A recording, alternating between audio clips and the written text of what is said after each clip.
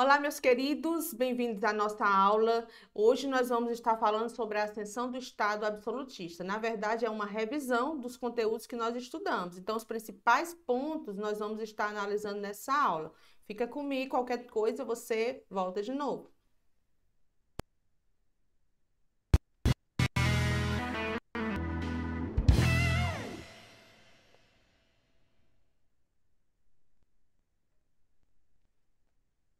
Olá, meus queridos, sou a professora Francilúcia. Hoje nós vamos estar recordando como foi que os governos absolutistas entraram no poder. Já te convido a deixar seu like, compartilhar este canal com outros colegas e, se possível for, deixe aí seus comentários, que isso ajuda demais. Então, bora lá ver como aconteceu a ascensão do Estado absolutista. Vocês estão aí diante de uma personalidade se auto-intitulada como Rei Sol, mas nós vamos estar entendendo como foi que ele subiu ao poder. Nos séculos 16 até o século 18, 16, desde 1500, na época das grandes navegações, vai estar o período da Idade Moderna. Os países, houve muito o fortalecimento desse rei e eles ostentavam muito poder. Eles centralizavam muito a vida política na figura deste rei. Isso vai permitir que várias monarquias absolutistas subam ao poder. Monarquia, um regime político da qual um rei está no poder. Absolutista, porque ele vai governar com quase que todos os poderes absolutos nas suas mãos. E por causa disso vão ser chamados essa fase toda nesses séculos de monarquias absolutistas, porque os monarcas eles vão estar com o poder do Estado nas mãos. As monarquias nacionais, nós vimos que ela se formou principalmente primeiro em Portugal, depois foi na Espanha, depois foi na França e Inglaterra. E nos séculos anteriores, vários reis, eles conquistaram território e essas nações por ajuda de guerras e por ajuda de alianças de casamento. Mas essa unidade de território vai fazer com que, no final da Idade Média, haja um crescimento de uma classe chamada de burguesia, que ela vai perceber a necessidade de unir o que a gente chama de tributo, uma moeda única. Então, os territórios vão se fechar mais, eles vão unir os tributos, vão formar uma lei única, principalmente porque isso vai ajudar na organização desses lugares, né? Esse sistema de medida. Isso vai fazer com que a produção melhore e o comércio aumente. Cada vez mais essa burguesia vai se expandir e vai patrocinar as grandes navegações. Mas diferente do que aconteceu lá na Península Itálica, em que os portugueses e os espanhóis eles estavam em busca de especiarias, outras monarquias vão estar sendo fortalecidas, mas de uma outra forma. Elas vão enriquecer voltando-se para o Oceano Atlântico. E aí nós vamos ver que o rei, nesse momento aqui, vai ser essa figura que vai ostentar todo o seu poderio diante do que ele se considera como Rei Sol. Esse é Luís XIV.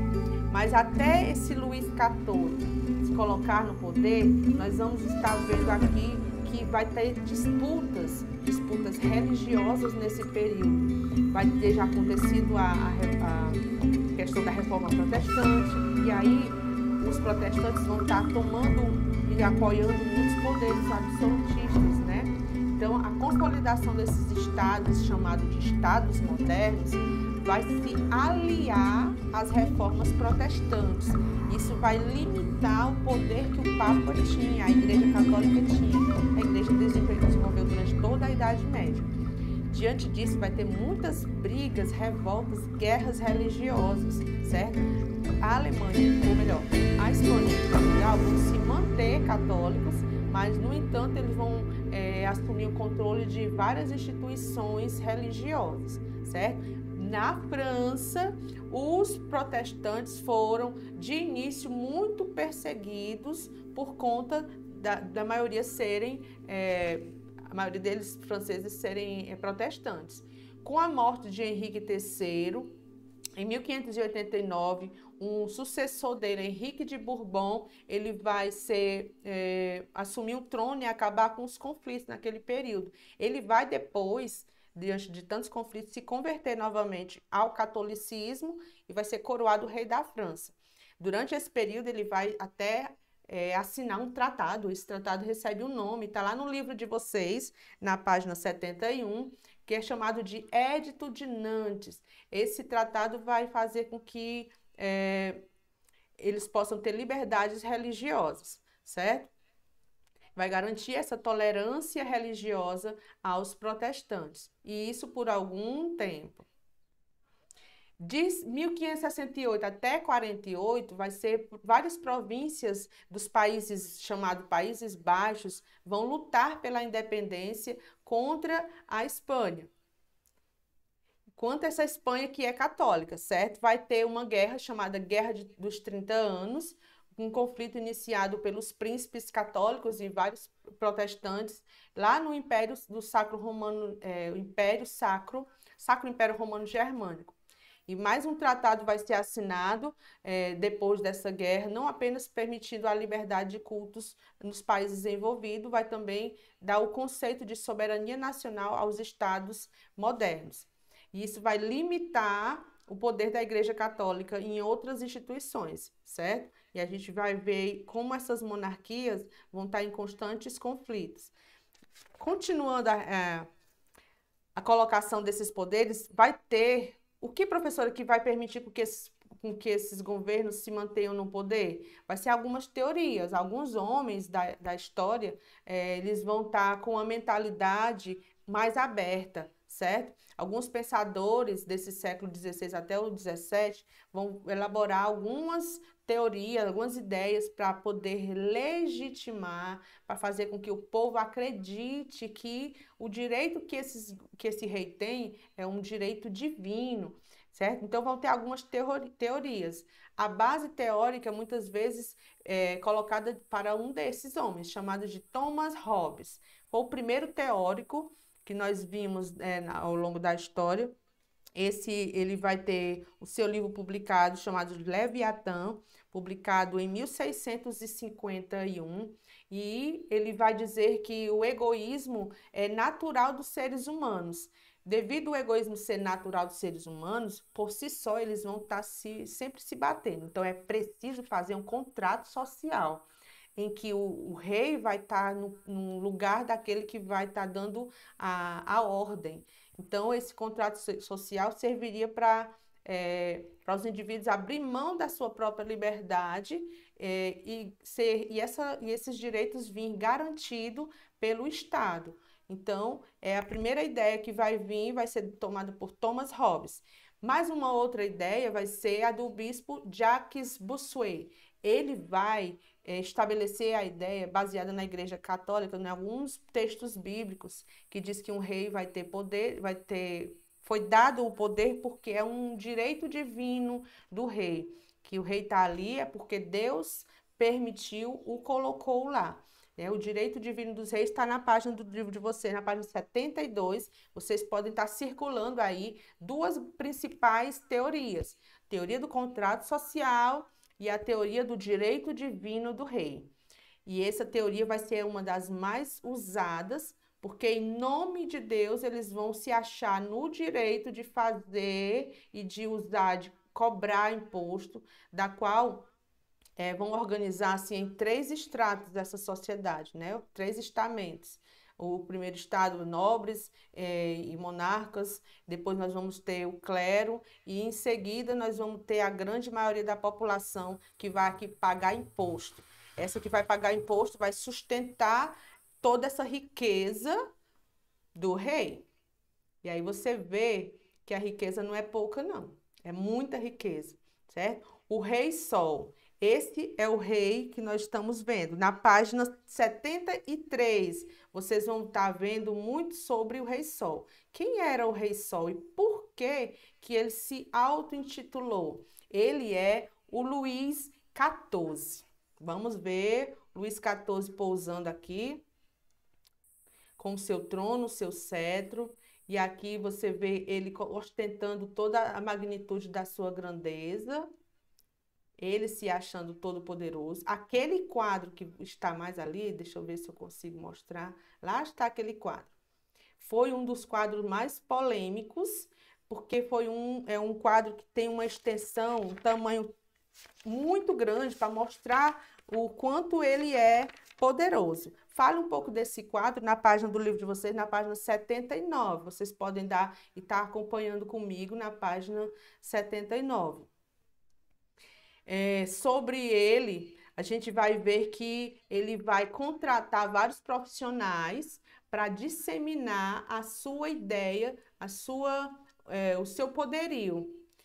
Esse quadro ele vai ser um dos mais famosos, ele data de 1701, representa a sala do trono, a vestimenta oficial, lá no Palácio de Versalhes, em Paris. É grandioso, 2,77 m de altura por 1,94 m. Segundo alguns historiadores, quando o rei não podia comparecer a algum desses compromissos, ele era substituído por um retrato seu. E quem passasse por ele deveria prestar continência para poder mostrar que estava, mostrar reverência, mostrar que estava respeitando a presença dele, certo? Até mostrando, tirando o chapéu.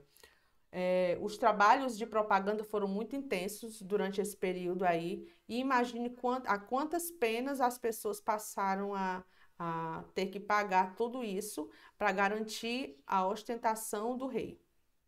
Ostentando o poder, né? Ele tem que ostentar. Dando continuidade aqui, nós vamos estar olhando somente essa coroa. Vamos ver essa coroa? Olha só esta coroa. O reinado dele, de Luís XIV, vai durar 72 anos. Ele vai buscar apresentar-se como alguém superior a outros seres humanos. Por isso que ele vai se intitular a sua autoimagem como Rei Sol, o astro que ilumina o sistema solar. Então, todos os outros corpos celestiais devem estar em volta dele. Então, ele vai construir imagem essencial para se fortificar e validar a figura de monarca, que ele é de todas as monarquias daquela época. Essa coroa aí, ela é do rei Luís XIV. Ela vai ostentar principalmente o poderio que ele tem, certo? Acompanhe comigo no seu livro, na página 73, que vai falar mais sobre isso. A nobreza era poupada de pagar imposto. É uma parte importante que vocês precisam receber, colocar bem destacado, tá? Acho que no terceiro parágrafo, ela era poupada de pagar imposto, alguns eram convidados para ter uma vida de luxo no Palácio de Versalhes, participar das grandes cerimônias e para atender os próprios direitos do rei. E quanto mais o monarca gastava na sua corte com guerras que ele fazia, mais era necessário aumentar o imposto. E adivinha quem pagava esse imposto? Eram os camponeses, eram o povo, eram os mais pobres, que não tinham condições. E nesse período, a burguesia ela é representada por um grande comerciante, e esses comerciantes passaram a investir em manufaturas. O que é a manufatura? Manufatura é as primeiras oficinas, são as primeiras, como se diz, fabriquetas de quintal, que a gente costuma dizer, da qual eles iam fazer um trabalho humano e um pouquinho na máquina. As primeiras maquinazinhas estavam começando a ser surgidas, certo? A surgir naquele período. Para quê? Para gerar imposto, para ostentar e fazer com que este rei mantenha-se no poder. Vamos ver aqui o Rei Sol, aqui mais uma vez. O Estado, ele investe fortemente em estradas, ele faz estradas, por quê? Porque ele vai melhorar o comércio. E quem vai ficar lucrando com esse comércio? A burguesia. Então, a burguesia vai estar sempre junto do monarca, o Luís XIV. E aí você vê aí como essa comercialização, essa economia vai estar muito atrelada às condições de vida dele. Ele vai fazer muitas farras com relação a isso. Agora, nós vamos estar recordando os teóricos que vocês já viram. Já falei sobre Rousseau.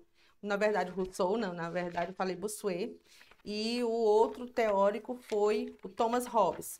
Outro teórico vai ser Maquiavel, ele vai ser o dono da expressão que você escuta, a força é justa quando necessário, os fins justificam os meios. É ele que vai colocar na sua obra literária O Príncipe as principais ideias que vai defender o absolutismo francês, o absolutismo monárquico. E esse foi o que eu falei antes, que foi o Thomas Hobbes, que o homem é por si só o lobo do próprio homem. E ele tá aqui todo lindo, que vocês podem estar vendo aí. É ele que vai fazer a teoria do direito do contrato social, que eu já havia falado no início. Por que se afirma que a natureza do Estado absolutista era feudal? A quem interessa a centralização política? Essa centralização vai interessar principalmente a burguesia, que queria proteger os seus bens, e a nobreza, que ela vai também ver nos reis uma forma de manter seus privilégios. Vocês viram que os nobres tinham muito privilégio, principalmente de não pagar imposto. E adivinha quem pagava imposto? Somente os camponeses. E diante disso vai haver muitas revoltas camponesas nessa época. Estreitos laços entre a monarquia e a igreja, a confirmação do direito divino do rei. Essa teoria vai ser uma das que mais vão ser levadas em consideração. Diante disso, a reforma protestante vai ameaçar o domínio dessa igreja católica. Porque o que dizia, como vocês viram já em outras aulas, essa reforma protestante vai questionar muitos poderes que a igreja estava tendo e privilégios e algo que estava contra o que dizia lá na Bíblia. Então, Martinho Lutero vai ser contra isso.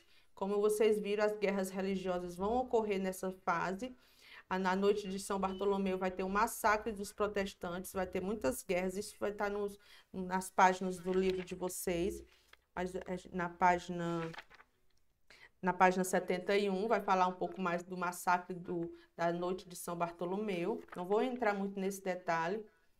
E aí alguns reis absolutistas, né, que declarou ilegal o protestantismo, foi Francisco I, Catarina de Médici, vai ser uma outra monarca. Vai ter o Henrique IV, da dinastia Bourbon, o Luís XIII, que vai também justificar qualquer medida adotada pelo monarca, mas nós vamos estar mostrando principalmente essa pessoa aqui, que é o Rei Sol. Olha só aqui, essa imagem representa muito bem, está parecendo uma mulher, né, não, gente?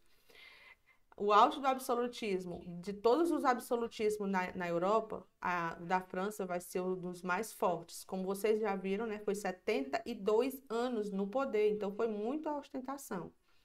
Mais tarde vai vir o Luís XVI, as revoltas vão ser tão grandes contra esse governo que vai eclodir mais tarde o que a gente chama de Revolução Francesa, onde vai cair essa forma de governo monárquico e vai vir agora a forma constitucional. Isso futuramente vocês estarão vendo no 8º ano. Não vamos se ater muito a essas guerras, mas que houve essa guerra de sucessão até chegar no absolutismo inglês. Nós não vamos focar muito nesse absolutismo, mas vocês vão ver que a principal delas vai ser a Rainha Elizabeth, certo? Vamos localizar um pouco aqui ela. Agora, com a Rainha Elizabeth, é ela que vai ser o momento mais expressivo durante o reinado na Inglaterra com relação ao absolutismo. Ela vai governar de 1533 até 1603, vão ser praticamente 70 anos. Ela vai ser filha do Henrique VIII, que vai levar o país a uma grande expansão comercial. Mas como é que ele vai se expandir? Diante do que ele corta relações com a Igreja Católica, toma muitos territórios que antes pertenciam a essa igreja, certo? E vai criar uma nova igreja chamada de Anglicana, e a maioria dos ingleses, eles vão estar sendo perseguidos mais tarde, vão fugir para as Américas, principalmente o que hoje é os Estados Unidos. Serão esses ingleses perseguidos durante esse período aqui que vão fundar o futuro Estados Unidos. Mas a Rainha Elizabeth, ela vai ter várias medidas que vai ajudar ela a se manter no poder. Ela vai desenvolver política de expansão muito agressiva. Ela vai estimular até a pirataria. Ela vai chamar os corsos ou corsários. O que é isso, professora? É aquele que detém uma carta que ela vai dar, onde ele vai ter permissão do Estado inglês para poder estar navegando no oceano que eles permitem e tomando navios inimigos. Então, ela vai contratar vários piratas para ajudar e vai enriquecer muito com isso. No livro de vocês fala muito sobre isso. Investiu na frota de guerra, concedeu benefícios também à indústria naval e, além disso, ela vai elevar impostos, né? Elevar muitos impostos. O país vai registrar vai registrar mais exportação do que importação. Vai comprar, vender mais para os outros países do que comprar de outros países.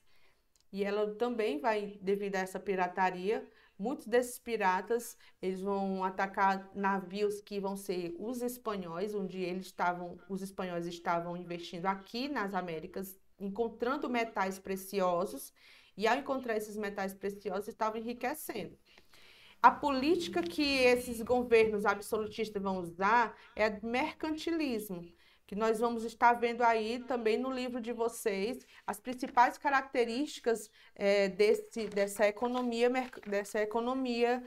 que vai ser a base deles. É o mercantilismo. Você está podendo ver no seu livro, na página 74, sobre o mercantilismo, as principais maneiras que ela vai se manter no poder. Tanto a Rainha Elizabeth quanto os outros monarcas. Garantia isso, assim, a sua manutenção de riquezas, praticando o que a gente chama na economia de mercantilismo.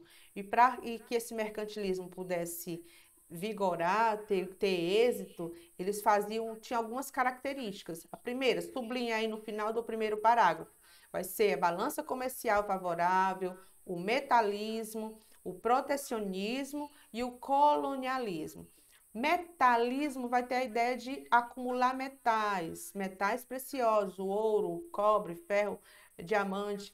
A nação que tivesse mais condições de acumular ouro, ou seja, ela ia investir em colônias e usar dessas colônias para buscar esses metais, ela ia enriquecer mais. Acumular também riqueza significa também, o acúmulo de riqueza também significa o balanço comercial favorável. Ou seja, os reis vão fazer com que seus países exportem mais do que importem mais. Isso ele vai proteger o seu mercado, certo? É o que ele vai chamar de balança comercial favorável. Vai acumulando riquezas nacionais. E outra forma de proteger a economia, de manter essa balança favorável, vai ser estimular a produção de manufatura. As primeiras fábricas vão ter sido estimuladas. Os burgueses vão começar também a investir nesses tipos de comércio, que é a manufatura, certo? E essa medida ficou conhecida como protecionismo. Era muito praticada pelas monarquias, tanto francesas quanto inglesas, da qual as pessoas vão estar dando um imposto muito grande para um produto que é de um outro país e diminuindo o imposto para os produtos que for nacional. Então, em vez de comprar de um país de fora, a pessoa vai se ver mais lucro comprando do próprio país. Isso é uma medida protecionista e acontece até hoje, certo?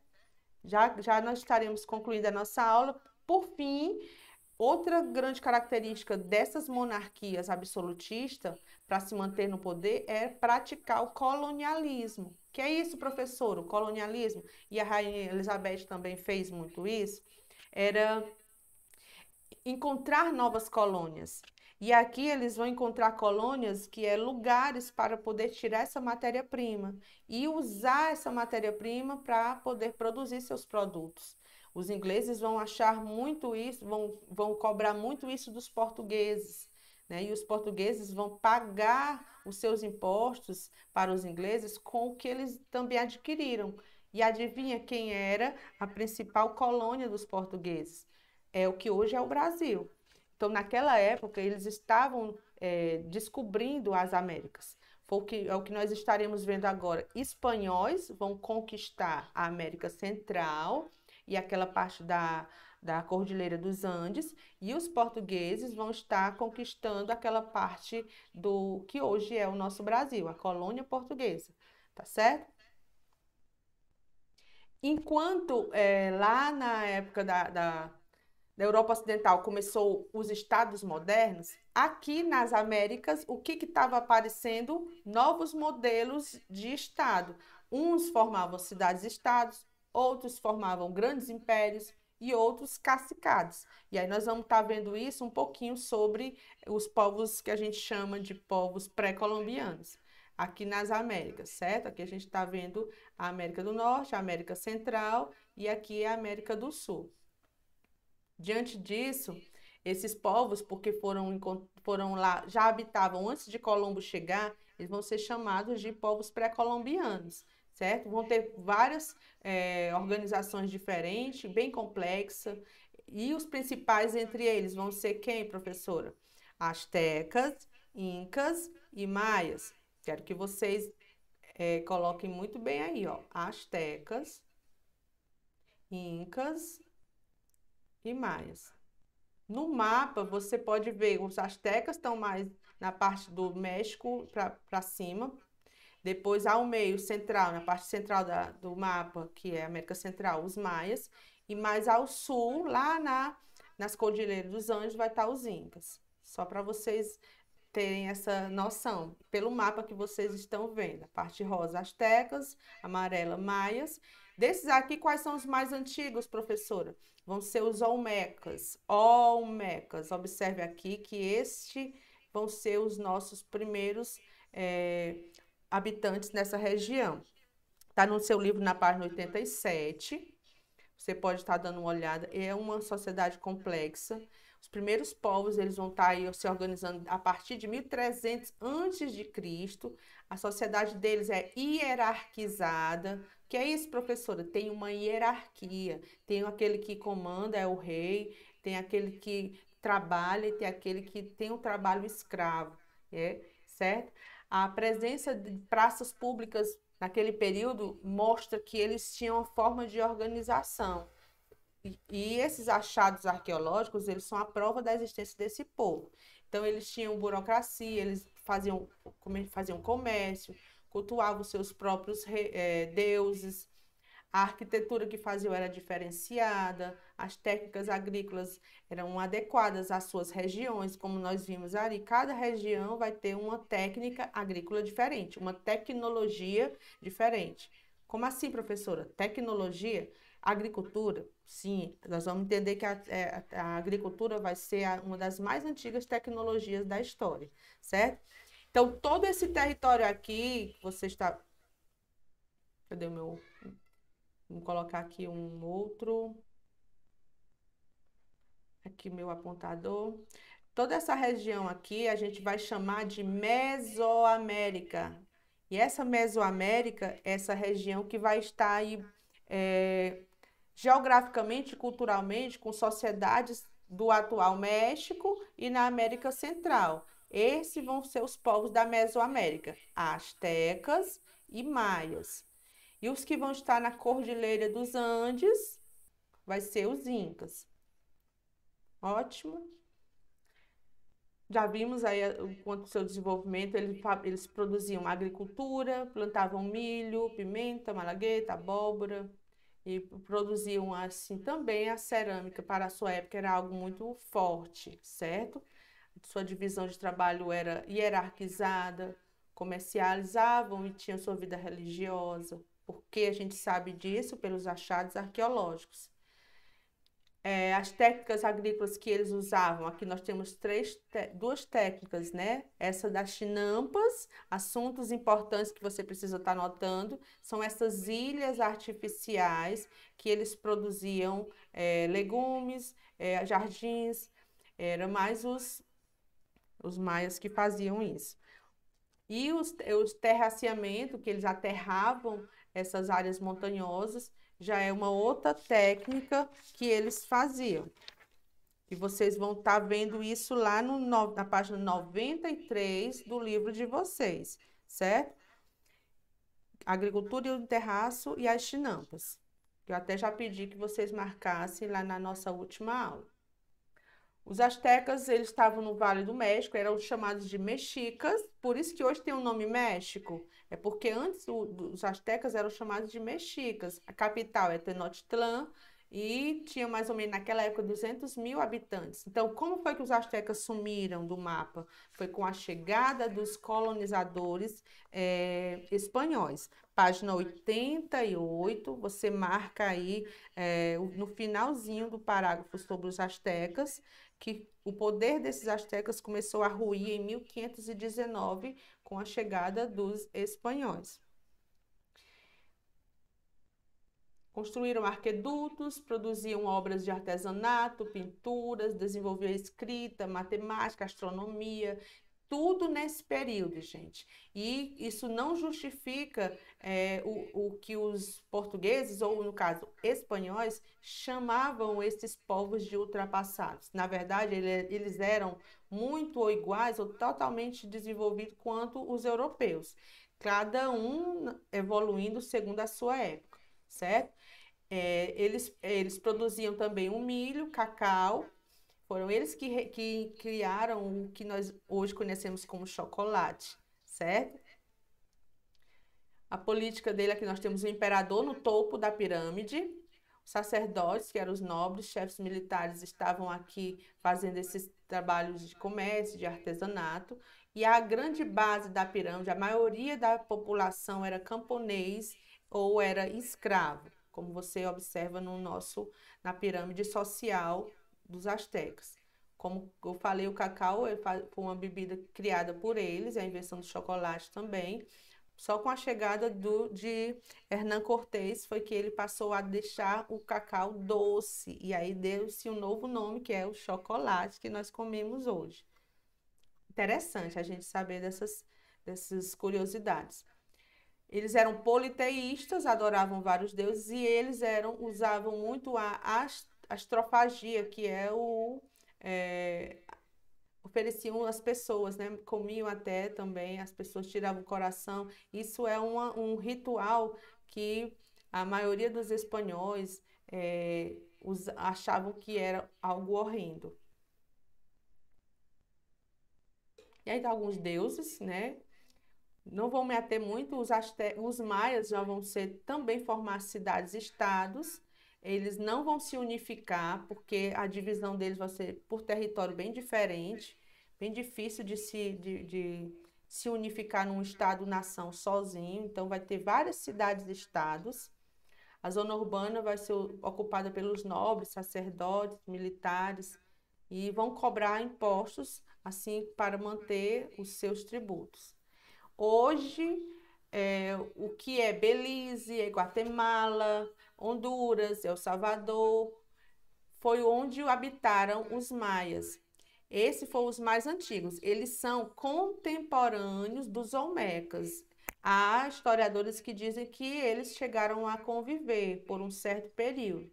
A agricultura era a base da economia também. O milho e a alimentação principal deles também baseava-se, né, no cacau, na batata e nas frutas. Ou seja, a agricultura era muito usada por eles. No mapa, você observa aqui que está na região central da América Central, certo? Por isso que ele é um povo da Mesoamérica. E eles usavam uma técnica de rotação de cultivo. Observe aqui como é que funciona. Durante um ano, ele planta nesse local soja. No próximo ano, ele já vai plantar a soja já aqui, onde era o milho.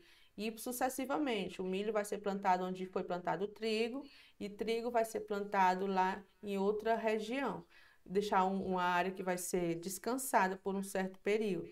E assim a terra vai tendo condições de se fertilizar e não se desgastar.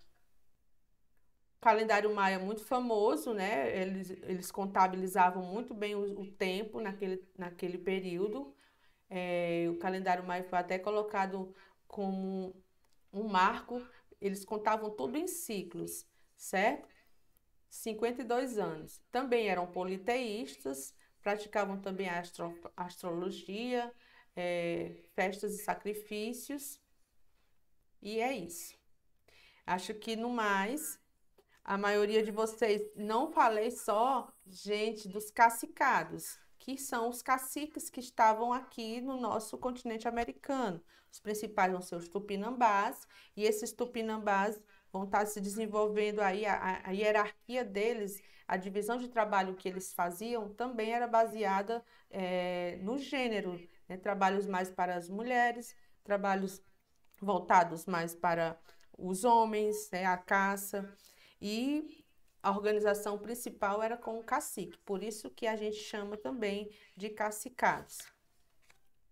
No mais, vocês estejam olhando nos seus livros, revendo a aula, tirando suas dúvidas, qualquer coisa, estamos à disposição. Obrigado pela atenção e até nossa próxima aula.